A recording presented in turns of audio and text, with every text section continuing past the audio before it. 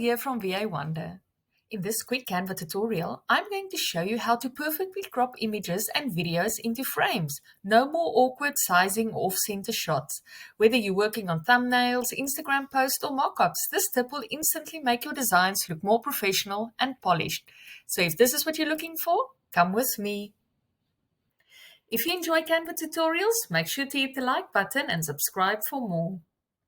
For this example, I've opened an Instagram post and I've got this design on here. Right-click, Layer, Show Layers, or you can click Alt-1. And if you look here on the layer side, you will see that there's a background color, a shadow, a frame, and another frame, and that's what we are going to work with.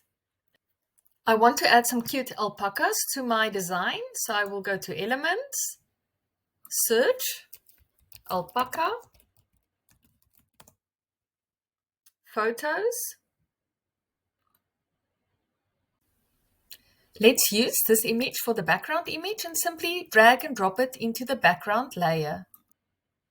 And now I want to add this image to the frame. So let's just drag it in first.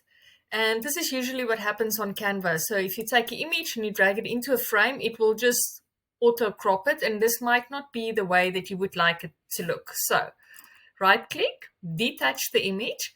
Now first crop the image. In this case, I would just like the head of this alpaca to show. So I will crop it by dragging the sliders in. And now I will drag it into the frame, and now it will fit perfectly. You can use exactly the same method for video. Let me show you. Let's duplicate this page. Go to videos.